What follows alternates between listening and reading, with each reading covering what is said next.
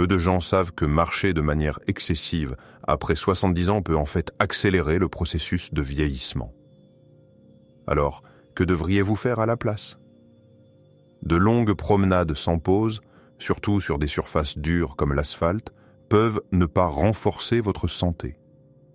En réalité, elles peuvent augmenter l'inflammation, provoquer des douleurs et accélérer les changements liés à l'âge. Cela ne veut pas dire que vous devez simplement vous allonger. Cela signifie que vous devez bouger de manière réfléchie. Il existe un moyen plus doux et plus conscient de rester actif, qui inclut le mouvement, le plaisir et la santé. Vous découvrirez bientôt exactement ce qu'est ce chemin.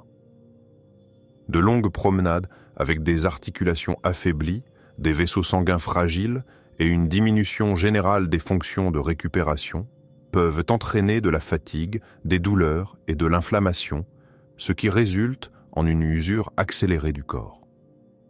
Vous apprendrez 5 points importants que toute personne de plus de 70 ans cherchant à marcher davantage devrait connaître pour maintenir sa santé. Le point numéro 3 sera particulièrement significatif. Restez avec nous jusqu'à la fin et évaluez à quel point vous avez trouvé cette information utile de 1 à 10. N'oubliez pas non plus de vous abonner pour ne pas manquer la prochaine vidéo. Pourquoi marcher excessivement peut-il être nuisible après 70 ans? À première vue, il semble que plus on bouge, mieux c'est. Marcher 10 000 pas par jour est considéré comme la norme, un signe d'activité et d'esprit jeune. Cependant, à mesure que nous vieillissons, notre corps commence à fonctionner selon d'autres règles. Ce qui pouvait nous renforcer et nous dynamiser à 40 ou 50 ans peut avoir l'effet inverse après 70 ans. Surmenage, inflammation et fatigue que ni le repos ni le sommeil ne peuvent atténuer. Marcher pendant de longues périodes sur des surfaces dures, surtout avec des chaussures inappropriées et sans pause, devient un véritable défi pour les articulations, qui ont moins de cartilage et un risque accru de micro-blessures. Pour les vaisseaux sanguins, qui peinent à supporter une pression prolongée en raison de la fragilité liée à l'âge et d'un tonus réduit, et pour le cœur, qui doit fonctionner sous une pression accrue plus longtemps qu'il ne peut le supporter sans conséquence. Au lieu de se sentir énergisé, on ressent une certaine fatigue, surtout le lendemain. Vos jambes sont lourdes, vous pourriez éprouver un gonflement, des douleurs aux genoux ou dans le bas du dos, votre respiration devient superficielle et votre sommeil est agité, voire peut disparaître complètement. Beaucoup de gens considèrent cela comme une partie naturelle du vieillissement, mais en réalité, ce sont des signes que la charge sur votre corps a été excessive, même si vous ne l'avez pas remarqué immédiatement. Votre corps envoie des signaux plus tard, à travers une fatigue accumulée et une perturbation des rythmes de récupération. Ce n'est pas que marcher soit nuisible. Marcher beaucoup, sans tenir compte de vos propres besoins, sans pause et sans changer de surface ou de chaussures, est ce qui conduit à la sensation de usure, plutôt qu'à un véritable bénéfice. L'essentiel est de ne pas se forcer à répondre aux normes des autres ou à comparer les chiffres d'un podomètre, mais de trouver un rythme où votre corps se sent revitalisé plutôt que contraint. Car rester actif après 70 ans ne concerne pas l'endurance. Il s'agit d'une douceur sensée, du respect de soi et de la compréhension que la santé ne se mesure pas en kilomètres, mais en équilibre. Que se passe-t-il dans le corps après 70 ans? Pourquoi une approche différente est-elle nécessaire? Après 70 ans, le corps subit des changements qui ne sont pas seulement externes. La logique même de son fonctionnement évolue. Le corps cesse de rechercher le tonus à tout prix et passe de plus en plus en mode de conservation des ressources. La récupération des tissus ralentit, les articulations perdent de l'humidité et deviennent moins flexibles. Les vaisseaux sanguins perdent leur élasticité et la densité ainsi que la résistance des os diminue. Ce qui était autrefois perçu comme une charge légère ou un coup de fouet bénéfique peut désormais devenir une source de stress que le corps trouve de plus en plus difficile à gérer. Alors qu'une longue marche ou une journée active était suivie d'une bonne nuit de sommeil pour restaurer l'énergie. La récupération peut maintenant prendre plusieurs jours. et même dans ce cas, elle ne garantit pas toujours un retour complet de la vitalité. Les articulations deviennent plus sensibles à la pression, et lors de marches prolongées, surtout sur des surfaces dures, la friction augmente, ce qui entraîne des micro-inflammations qui ne se résolvent pas rapidement, mais s'accumulent, provoquant des douleurs chroniques. Les vaisseaux sanguins ne réagissent pas à une augmentation du flux sanguin, mais aux variations de pression. Pendant ce temps, le cœur, contraint de travailler plus dur pendant de plus longues périodes, perd sa flexibilité rythmique et commence à trébucher, même lors d'un effort modéré. À cet âge, le corps nécessite non seulement de l'activité, mais un équilibre précis entre mouvement et récupération, tension et repos, ainsi que le désir de rester en forme face à la réalité où le surmenage devient une cause principale de détérioration. Beaucoup continuent à vivre selon l'ancien adage « plus je bouge, plus je me sens jeune ». Mais la véritable jeunesse à cet âge ne réside pas dans la course. Elle repose sur la résilience intérieure, l'absence de douleur et le fait de se réveiller le matin avec aisance plutôt que de se sentir secoué au plus profond de soi. C'est pourquoi il est particulièrement important de passer maintenant du principe de plus et plus longtemps à celui de plus intelligent et plus doux. Ce n'est pas un signe de faiblesse ni un rejet de l'activité, c'est plutôt une forme mature de soins personnels, où le mouvement reste une partie de la vie, mais cesse d'être une course. Pourquoi est-il important de continuer à bouger, mais d'une manière différente ? Lorsqu'une personne ressent de la douleur après avoir marché, accompagnée de lourdeur dans les jambes et de fatigue qui ne disparaît pas même après le repos, il y a une tendance naturelle à réduire son activité ou même à l'éviter totalement en se disant « si c'est nuisible, je devrais me reposer ». C'est l'erreur la plus courante, car l'inactivité complète ne restaure pas l'énergie. Au contraire, elle accélère l'affaiblissement du corps, dégrade la structure musculaire, diminue la mobilité des articulations et altère la coordination ainsi que le fonctionnement cardiaque.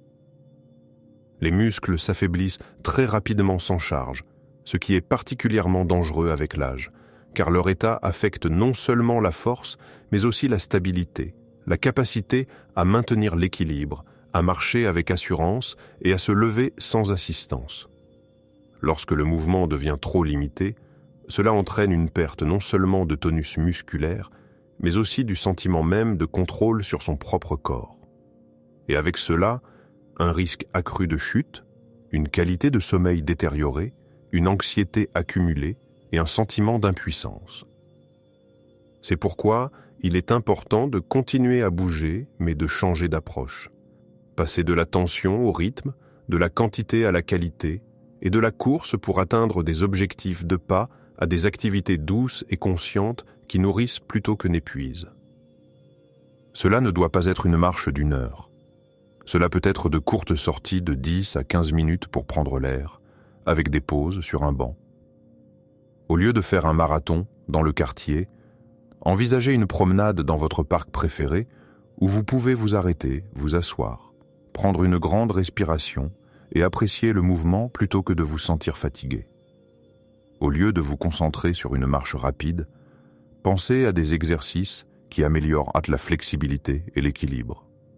Au lieu de viser la vitesse, adoptez la fluidité, permettant à votre corps de recevoir des soins plutôt que de simplement fournir des efforts.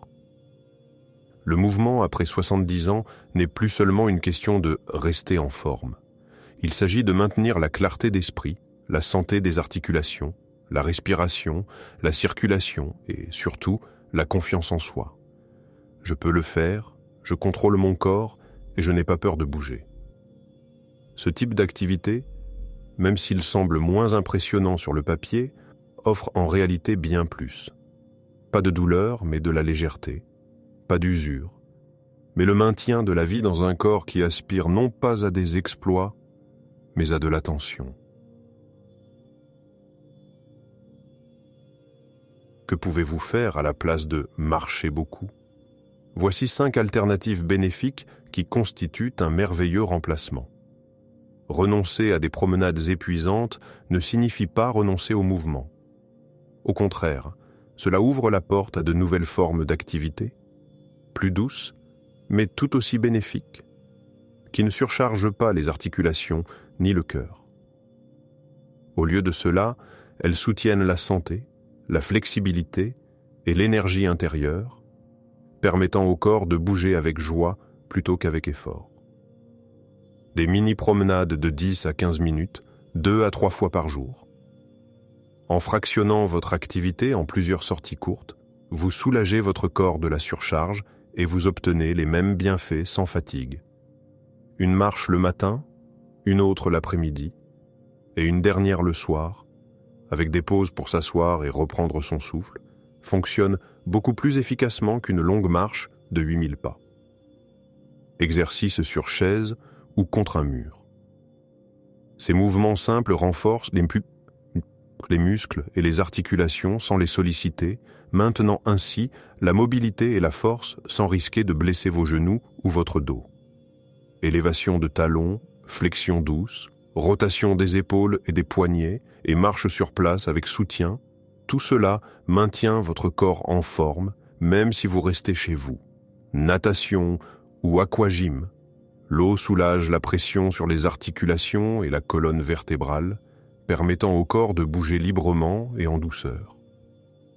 Même juste 20 minutes de natation ou d'exercices simples dans la piscine peuvent avoir un effet puissant.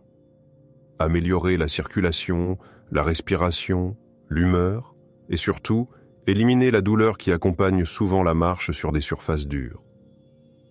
Qigong, une gymnastique douce. Ce n'est pas seulement une question de mouvement, c'est une pratique méditative unique où chaque geste s'harmonise avec votre respiration, votre concentration et votre rythme intérieur.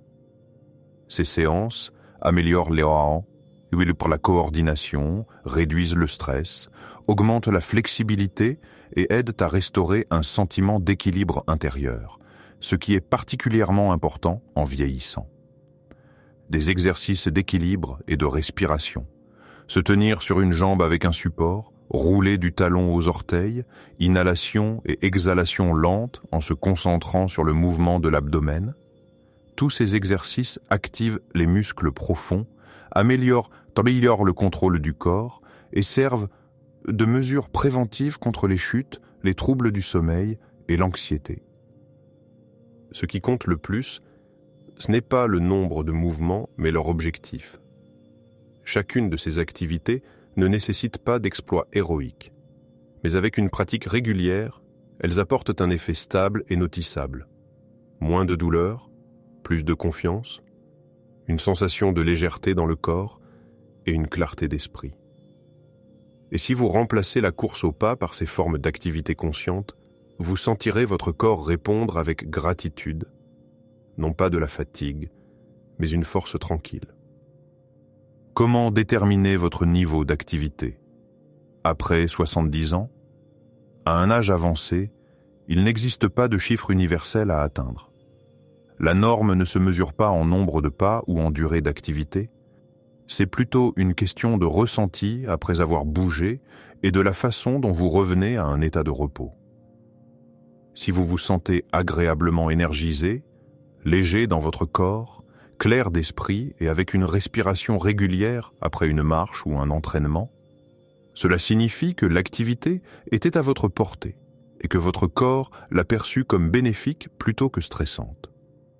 En revanche, si vous ressentez le besoin de vous allonger, une lourdeur dans les jambes, une tension dans le bas du dos, de l'irritabilité ou de l'insomnie après avoir été actif, c'est un signe que vous avez peut-être trop forcé, même si votre nombre de pas semble normal.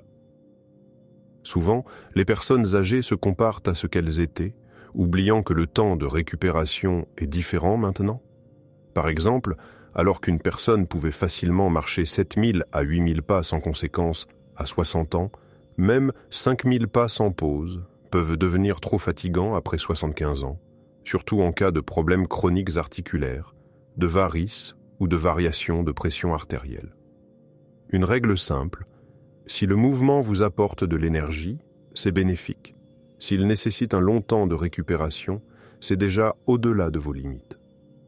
la véritable référence n'est pas le nombre de pas ou de minutes, mais plutôt la façon dont vous vous sentez dans votre corps. Se sentir énergisé, léger et agréablement fatigué est bon. L'épuisement, l'essoufflement, le gonflement et l'irritabilité signalent qu'il est temps de réduire l'intensité. Un podomètre peut être très utile, non pas comme un outil de compétition ou de pression, mais comme un reflet de votre propre rythme. Si vous constatez que marcher entre 4000 et 6000 pas par jour vous semble gérable, sans effet négatif le lendemain, alors c'est votre plage de sécurité. Si 8000 pas entraînent des douleurs, un sommeil agité et une sensation de fatigue extrême, il est temps de reconsidérer votre approche plutôt que de le subir ou de vous blâmer pour votre prétendue faiblesse. L'essentiel est de ne pas essayer de vous conformer aux standards des autres, mais d'établir les vôtres, ceux qui sont honnêtes, confortables, apaisants, et basés sur le respect du corps qui vous a fidèlement servi pendant tant d'années et qui ne demande qu'une chose, être traité avec douceur, sans chercher à aller plus vite ou plus fort. Marcher reste bénéfique, mais après 70 ans, plus ne signifie pas toujours mieux. Le corps devient plus sensible aux efforts, et ce qui vous renforçait autrefois peut maintenant entraîner de l'usure, de l'inflammation, de la fatigue et un épuisement intérieur. À cet âge, la santé ne se mesure pas en chiffres ou en rythme, il s'agit de la capacité à s'écouter. Si votre corps demande une pause, ce n'est pas un signe de faiblesse, mais de sagesse. Ce n'est pas un arrêt, mais une transition vers un rythme différent. La meilleure chose que vous puissiez faire est d'arrêter de courir après les standards des autres et de commencer à créer les vôtres. Doux, calme, flexible, avec des mouvements qui dynamisent plutôt que de causer de la douleur. Votre corps n'est pas vieux, faible ou problématique.